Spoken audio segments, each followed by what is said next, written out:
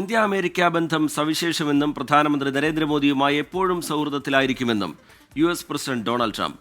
എന്നാൽ ഇപ്പോൾ മോദി ചെയ്ത കാര്യങ്ങൾ താൻ ഇഷ്ടപ്പെടുന്നില്ല. ഇന്ത്യ ചൈനയ്ക്കൊപ്പം പോയി എന്ന പരാമർശം ട്രംപ് തിരുത്തി.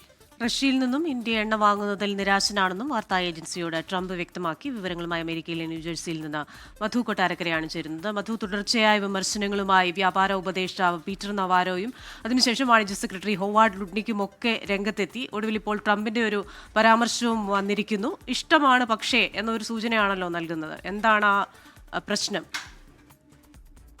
Good morning Rejith, Christina. Trump നേരത്തെ നടത്തിയ പ്രസ്താവനകളിൽ നിന്ന് പെട്ടെന്നൊരു യു ടേൺ എടുത്തിരിക്കുകയാണ്.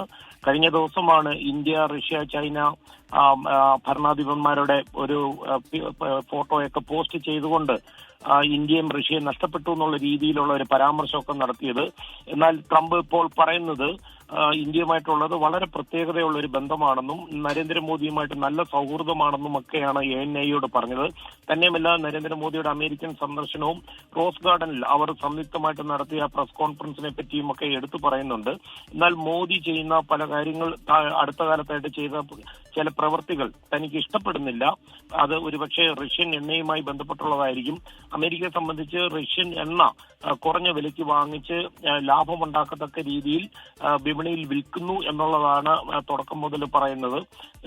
അപ്പോൾ അതുകൊണ്ട് തന്നെ ഡൊണാൾഡ് ട്രംപ് ഇന്ത്യയുമായിട്ടുള്ള ബന്ധം ഇപ്പോൾ എടുത്തു പറഞ്ഞിരിക്കുകയാണ്. എന്നാൽ ഇന്ത്യക്കെതിരെ കടുത്ത വിമർശനവുമായി US വാണിജ്യ സെക്രട്ടറി ഹോവാർഡ് ലുഡ്നിക്ക് വന്നിട്ടുണ്ട്. ബ്ലൂംബർഗിന് നൽകിയ അഭിമുഖത്തിലാണ് അദ്ദേഹം പറഞ്ഞത്, ലോകത്തെ ഏറ്റവും വലിയ ഒരു ക്ലയന്റ് ആണ് അമേരിക്ക. അതുകൊണ്ട് ആ ഒരു ആളെ നഷ്ടപ്പെടുവാൻ ലോകത്തുള്ള മറ്റുള്ള രാജ്യങ്ങൾ ആഗ്രഹിക്കുന്നില്ല. അതുകൊണ്ട് ഇന്ത്യയിലെ തന്നെ ബിസിനസ്സുകാർ ഈ ഒരു ഡീല് ഉണ്ടാക്കുവാനായിട്ട് സമ്മർദ്ദം ഇന്ത്യ ഗവൺമെന്റിൽ ചെലുത്തുന്ന കാര്യം വരും.